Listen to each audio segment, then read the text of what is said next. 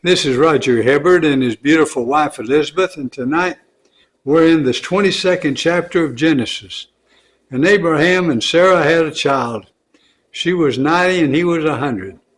And wow, what a child of promise, because that is where the Savior comes from. It's that red thread running through the Bible. After these things, God tested Abraham and said to him, Abraham? And he said, here I am.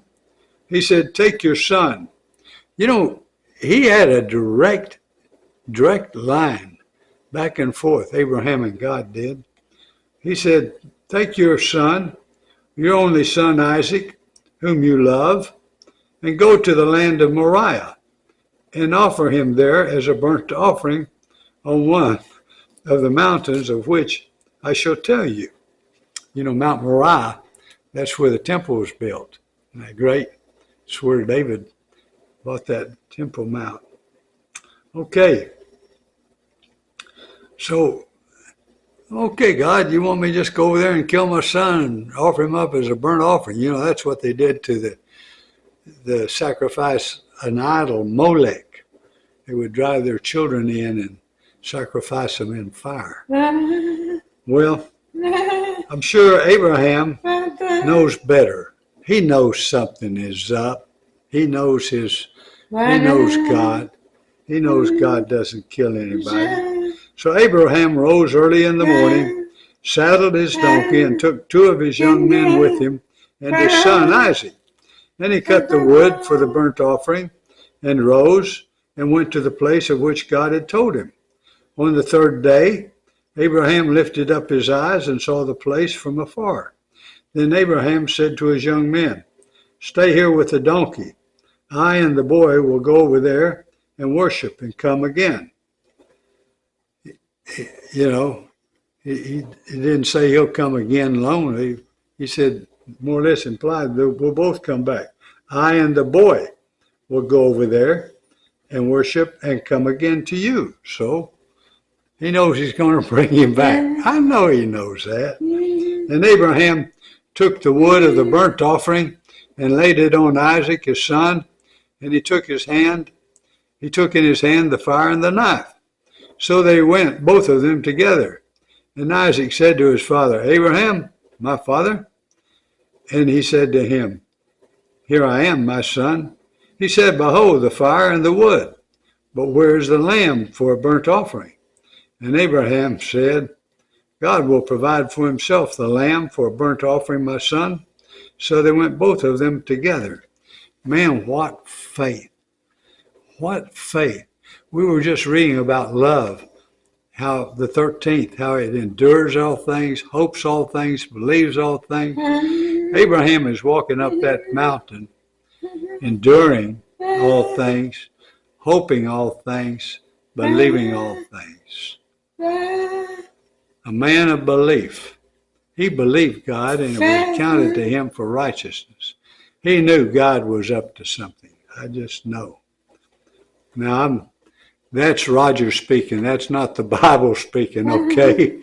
So some preacher or somebody's going to yell at me and say, Grandpa, where did you find that in the Bible? That's right. It's not in the Bible. That's just in my heart. I just know that Abraham knows something's up.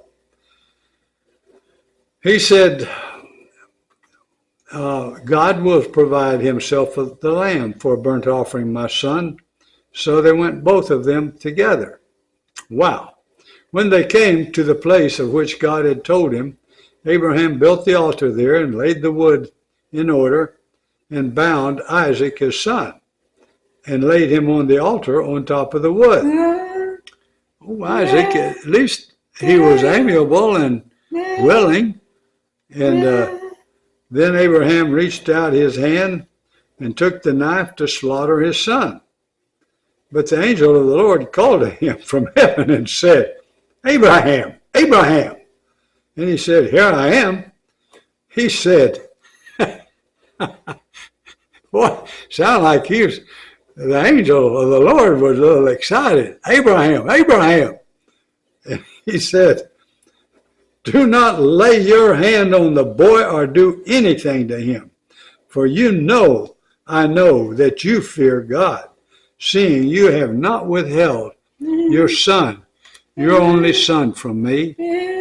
And Abraham lifted up his eyes and looked, and behold, behind him was a ram caught in a thicket by his horns. And Abraham went and took the ram and offered it up as a burnt offering instead of his son. So Abraham called the name of that place, "The Lord will provide," as it is said to this day, "On the mount of the Lord it shall be provided." Wow. Isn't that amazing? I imagine Abraham was just as calm and collected. And I would imagine Isaac knew his dad. But what an impression.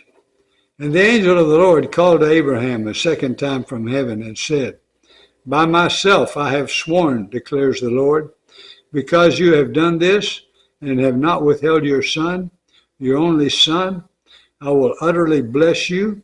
I will surely multiply your offspring as the stars of heaven and as the sand that is on the seashore. And your offspring shall possess the gate of his enemies. And in your offspring shall all the nations of the earth be blessed." Did you hear that? Let me read it again. All of the nations. And in your offspring shall all the nations of the earth be blessed, because you have obeyed my voice. So Abraham returned to his young men, and they rose and went together to Beersheba. And Abraham lived at Beersheba. Now after these things it was told to Abraham, "Behold, Milcah has also has borne children to your brother Nahor. His firstborn, but his brother Kenuel, the father of Aram." Oh, Buz. Uz his firstborn, Buz his brother, Kenuel, the father of Aram. Chesed, Hazo, Pildash, Jidlaph, and Bethuel. Bethuel fathered Rebekah. Okay, isn't that interesting?